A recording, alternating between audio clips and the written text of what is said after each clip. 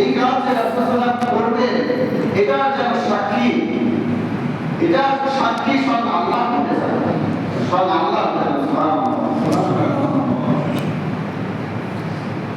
এবং এরপরে আল্লাহ বলছেন 29 নম্বর আয়াতে, সূরা ফাতির 29 নম্বর আয়াতে যে মুহাম্মাদুর রাসূলুল্লাহ, মুহাম্মদ সাল্লাল্লাহু আলাইহি ওয়াসাল্লাম হচ্ছেন আল্লাহ রাসূল। ওয়াল্লাযীনা মাআহু আশিদ্দাউ আলাল কুফার, তার সাথে যারা রয়েছেন, তার যে সাহাবীরা রয়েছেন তারা কেমন দেখেন, আর সাহাবীরা কেমন, এই কথাটি আল্লাহ তাআলা এখানে বলছেন যে ওয়াল্লাযীনা মাআহু আশিদ্দাউ আলাল কুফার, এবং তার সঙ্গী সাথী যারা রয়েছে তারা হচ্ছে কাফেরদের জন্য অত্যন্ত কঠোর, কাফেরদের ব্যাপারে অত্যন্ত কঠোর।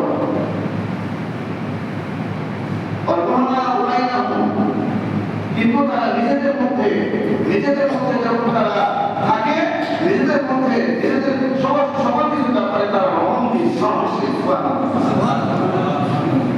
মানে ইসলামের ব্যাপারে, দ্বীনের ব্যাপারে, মুআমালাতের ব্যাপারে, সমস্ত কিছুর ব্যাপারে তারা যখন নিজেরা অবস্থান করে, নিজেদের মধ্যে যখন তারা অবস্থান করে, নিজেদের সমস্ত কিছু সিদ্ধান্তের ব্যাপারে যখন তারা একীভূত হয়, তখন পরস্পর রহমী হয়, পরস্পর সহানুভূতিশীল হয়।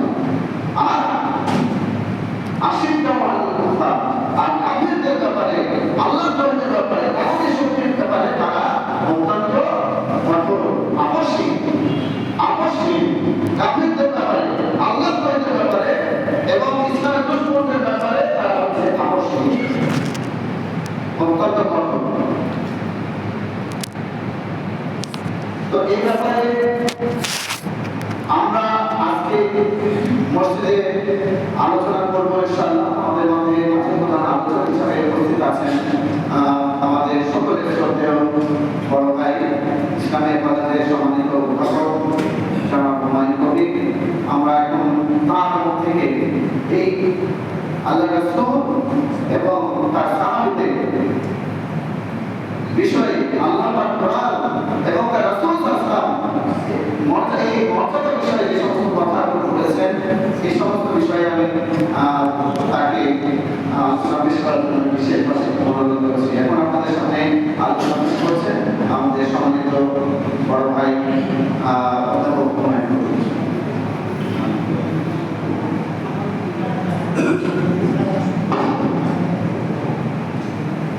আসসালামু আলাইকুম ওয়া রাহমাতুল্লাহ।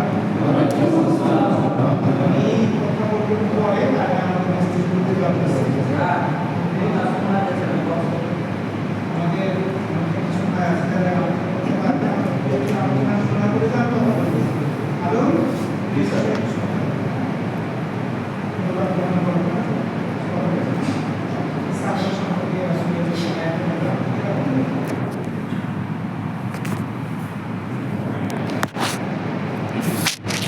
أعوذ بالله من